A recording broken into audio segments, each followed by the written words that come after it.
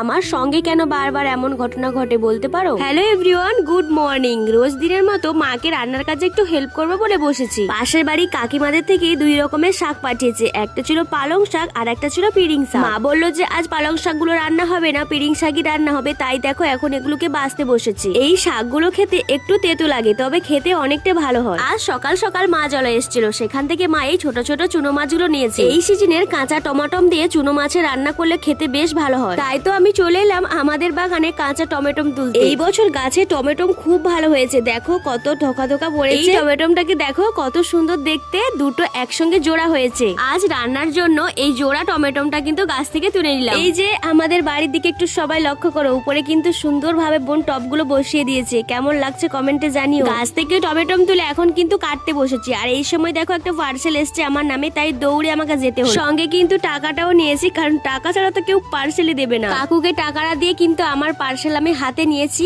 এটা কিন্তু আনন্দের পার্সেল কি দুঃখের পার্সেল তোমাদের ঘটনাটা বলছি চলো। মোটামুটি 3 মাস হয়েছে আমি একটা স্ট্যান্ড কিনেছিলাম মিশো থেকে। প্রায় 1 সপ্তাহ হয়েছে আমি ওই স্ট্যান্ডটা ভেঙে ফেলেছি। কেন যে বারবার আমার সঙ্গে এই ঘটনা ঘটে জানি না। ভালো জিনিস আমার কাছে বেশি দিন থাকে না। সত্যি বলতে আমি আগে আরো 2টো স্ট্যান্ড কিনেছিলাম, এইভাবে ভেঙে গেছে। এই স্ট্যান্ডটা আমার খুব ভালো পড়েছিল, কিন্তু সেটাও ভেঙে গেল, তাই আমাকে আবারও নতুন করে একটা স্ট্যান্ড অর্ডার দিতে হয়েছে। এইবারে ভাবছিলাম যে স্ট্যান্ড কিনবো না, তারপর ভাবলাম যে ভিডিও করার জন্য তো আমার স্ট্যান্ড লাগবে। যেহেতু বাড়িতে সব সময় কেউ থাকে না, তাই আমাকে নিজে নিজে ভিডিও শুট করতে হয়, তাই আমাকে বাধ্য হয়ে আবারও স্ট্যান্ডটা কিনতে হয়। আগে যে স্ট্যান্ডটা কিনেছিলাম এবারও সেম সেই একই স্ট্যান্ডটা কিনেছি। আচ্ছা, আমার সঙ্গে কি বারবার একই ঘটনা ঘটে না তোমাদের সঙ্গেও ঘটে? কমেন্টে বলো তো। যাই হোক, ওসব কথা বাদ দাও, এখন হচ্ছে আনন্দ করার সময়, কারণ কাল হচ্ছে 25শে ডিসেম্বর। এদিকে আমার বাবা কেক নিয়ে চলে এসেছে, তাই আমি আনন্দে দেখো বসে পড়েছি কেকটা কাটতে, আর এদিকে তো আমি খেতেও লেগে পড়েছি। তোমরা কারা কারা কেক খেয়েছো, বাড়িতে কেক বানিয়েছো কমেন্টে কিন্তু বলবে। আমিও একটা বাড়িতে কেক বানাবো, তার জন্য সব কিন্তু বাবা এনে দিয়েছে।